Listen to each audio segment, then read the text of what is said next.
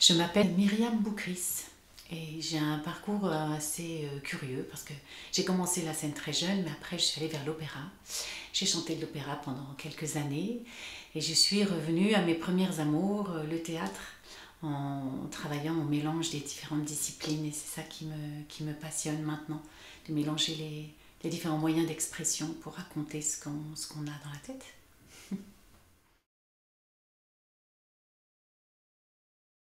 Caillou, c'est une recréation, c'est un spectacle qu'on a monté et créé il y a à peu près 9 ans. Et c'est une recréation avec des outils différents. Il y a de la vidéo qu'il n'y avait pas, le texte a évolué.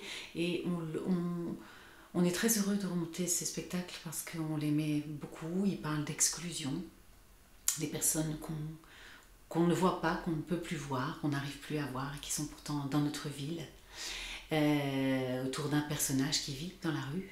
En regard, il y a les visages cachés de ma ville qui parlent aussi d'exclusion. Et c'était un choix que ce soit le même thème. Et il est assez différent parce que le processus est différent. Il est issu d'une médiation, de tout un parcours de médiation avec des élèves de cycle et des personnes en situation d'exclusion.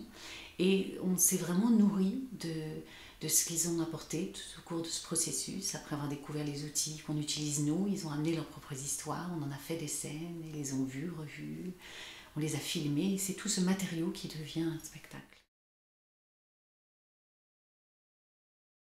Ça fait des années qu'on travaille en médiation parce qu'on est convaincu qu'on ne peut pas continuer à rester entre nous, c'est-à-dire avoir dans les salles de spectacle des gens qui connaissent ce spectacle, qui l'aiment, ce qui est merveilleux, hein, mais il faut vraiment que nous, on aille vers les publics qui pensent que ça n'est pas pour eux, que ça ne parle pas d'eux, que ça ne les concerne pas, et qu'il faut qu'on fasse ce trajet. Et du coup, la proposition d'avoir un projet comme celui-là sur 3 ans, avec chaque année un public différent, des publics d'ailleurs différents, qui se rencontrent, avec des thèmes différents. Cette année, l'exclusion, les élèves de cycle, les personnes en situation d'exclusion. Pour la saison suivante, la migration, avec des personnes migrantes, des élèves de l'université et on espère aussi du collège. Et puis la 3e année, le handicap, avec des personnes qui souffrent de handicap et aussi des élèves des classes qui sont plus complètement dans le système. Elles sont dans le système, mais elles sont toutes les filières de rattrapage quand on a des difficultés à être dans la voie royale. La musique, le son, le geste aussi ont une place très importante. C'est le cœur de mon travail depuis longtemps. Ça le sera sans doute encore longtemps si tout va bien, parce que c'est cette sensation que le mot dit qu'une petite partie de ce qu'on éprouve, de ce qu'on ressent, de ce qu'on vit, et que souvent le son peut prolonger autrement ce qu'on ressent, le geste. Alors dans nos civilisations maintenant, ça apparaît moins parce qu'on est très policé, on montre moins nos émotions. Moi j'ai eu la chance d'aller à la rencontre d'autres cultures où ça circule beaucoup plus facilement, c'est très fluide.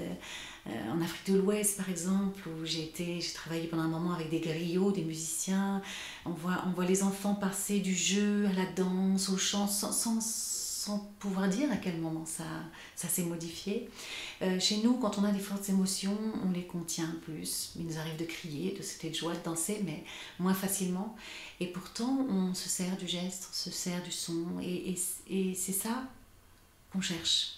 Voilà, on cherche à redonner cette place-là aussi, pour que l'émotion aille plus loin et n'ait pas à être définie que par le mot. Voilà, notre recherche à nous depuis longtemps.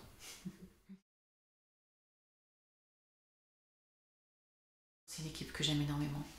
Ce sont des comédiens de haut vol. Ils ont beaucoup impressionné les élèves parce qu'ils pouvaient improviser sur le champ ce qu'ils leur proposaient, modifier à la seconde des nuances qu'ils voulaient leur faire apporter. C'était magistral. Et puis parce qu'on a un long compagnonnage. Et ça, par rapport au projet aussi qui est sur 3 ans, ça a de l'importance. Parce qu'on fait tout un parcours ensemble. Il y a des choses qu'on n'a plus besoin de s'expliquer.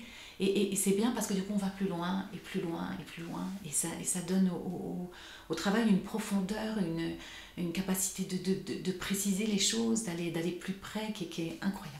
Vraiment, ils sont magnifiques.